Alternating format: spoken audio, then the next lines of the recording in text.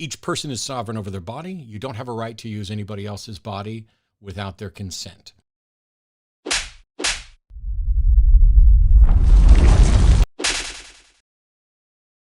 Well now, let's see about that, shall we?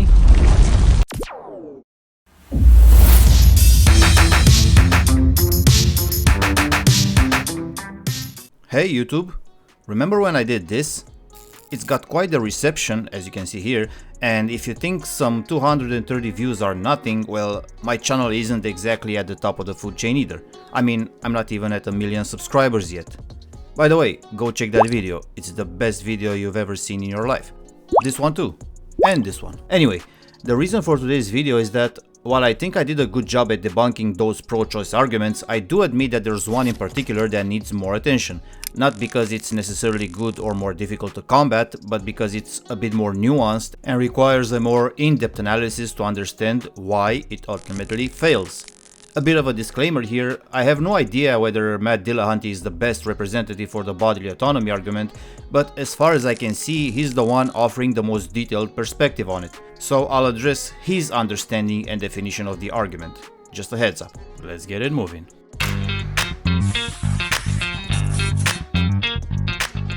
Each person is sovereign over their body. You don't have a right to use anybody else's body without their consent.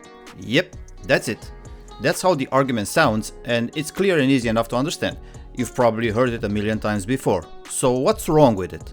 Well, there are two things wrong with it. The first is that the bodily autonomy argument is built as a simple statement of absolute, as if there are literally no exceptions. You don't have a right to use anybody else's body. The second problem is the way Matt tries to argue away an actual exception to his argument brought forth by destiny. Here's how that went. There are situations that we can be in life where the situations have essentially appointed you as a sort of de facto guardian, where you call these special rights, but I would argue that people would say, like, yeah, there are cases where there are special rights, where these things do exist, where people do have some right to your resources, your body, your whatever. For instance, if I went to the pool and I was just sitting there hanging out, having a smoke, whatever, and a kid walks next to me and he just falls in and he's drowning, and all I have to do is reach over and kind of like pick him up and put him aside, and I just sit there and I watch him die. I may not be a murderer, but I think ubiquitously people would condemn me as not taking action. They wouldn't say, well, it would have been virtuous for you to pick the kid up. They would say, no, you have a moral obligation there because you are the only person in that situation that could have provided life-saving treatment to this person, and it's not going to put you into the way of like fatal harm. I agree. So I think these three tenets of like de facto guardianship I think can be used to argue for a fetus that exists inside your body that you have the ability to bring to term. You are the only one that can provide such an ability, and it generally won't cause you seriously bodily harm. And if it does, most people, almost everybody is in favor. Even the strictest of Catholics I've spoken to will say, yeah, if the life of the mother is going to be destroyed, then the mother can of course terminate the pregnancy. I think most people agree with that. I tend to draw a distinction between moral duty and moral virtue. And yes, if a kid falls into the pool next to you, I would argue that if there is no risk on your part at all, that you have a moral duty to make some minimal effort to save that kid. Mm-hmm. That's not the case with pregnancy, because pregnancy is not a minimal effort. Pregnancy fundamentally changes the person who's pregnant forever. Carrying a child to term changes their body forever, comes with considerable risk, has hormonal changes to their body, physical changes to their body. This is not the same as reaching over and picking up a kid. This is saying, I'm going to commit 9 months of my health, putting it at risk for this. Pregnancy is not a minimal effort. Carrying a child to term comes with considerable risk. Pregnancy is not a minimal effort. Carrying a child to term comes with considerable risk. Pregnancy is not a minimal effort. Carrying a child to term comes with considerable risk. So, what happened there? Well, what happened was that when Destiny presented... So, Matt responded by switching... He counter-argued, you know what, I'm gonna make a chart. Let's call this the allow abortions because bodily autonomy chart, because that's Matt's argument, right? This is what needs proving. And the chart goes like this, with the Matt axis, this being him, and the Destiny axis, which is this dude. I'm making this by myself, by the way. Now, Matt's goal is to prove the premise, while Destiny's goal is to destroy it. So, Matt begins with the bodily autonomy argument. which Destiny counters with the pool analogy, showing that basically the bodily autonomy argument is not absolute. There are exceptions to it. Matt agrees to that, unfortunately.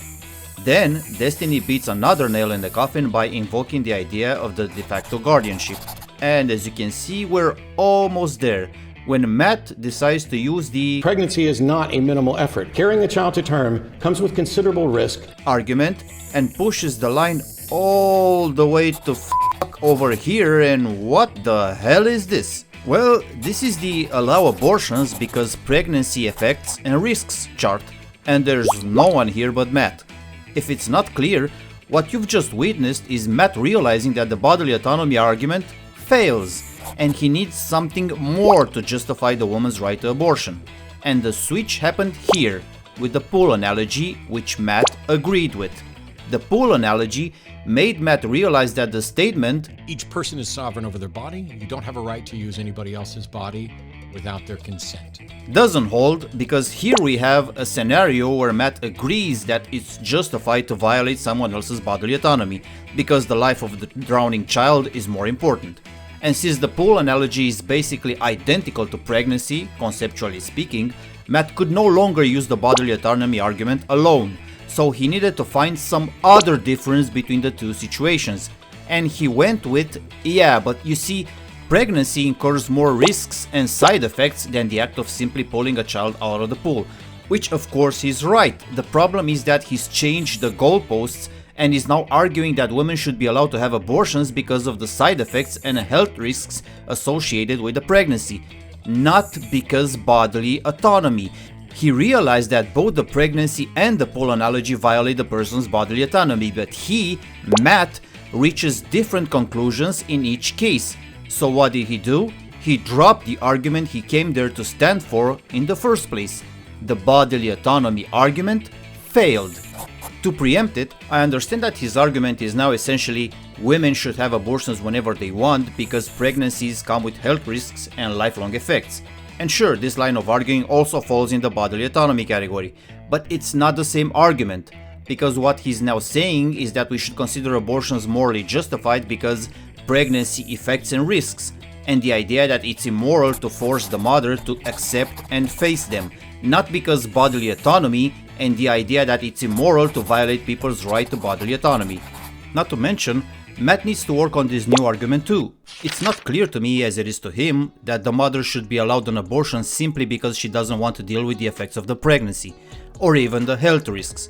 If it's her life against that of the baby, by all means, I have no problem with that. If it comes to that scenario, I'm all for abortion, but that's only because I'm weighing the life of the baby against the life of the mother. The situation is different when weighing the life of the baby against the mother's psychological or physical discomfort, or even both. You can also make an argument that some health risks warrant an abortion too, even if the mother's life isn't necessarily on the line. I'm fine with that scenario as well, but that's a different discussion. So, Matt still has all the work ahead of him. So, to summarize, the bodily autonomy argument fails simply because it's constructed as an absolute. The nobody has the right to violate your bodily autonomy argument is clearly not true because I can invoke numerous examples that prove the contrary. So you can't use this argument to justify abortion. Something extra is necessary, as Matt himself realized during his debate with Destiny. With the bodily autonomy argument out of the way, you're now left with all of the other pro-abortion arguments you've probably already heard. If you haven't, check my previous video where I detail and address the ones people tend to use the most. And since you've had the patience to watch this video, have a bit more to subscribe, like this video, and The problem is that abortion is the right to terminate a pregnancy, not the right to terminate a life. Damn, actually? Oh, I didn't know that was bad. My bad, Brad. Like, actually. No, actually. Put the camera down.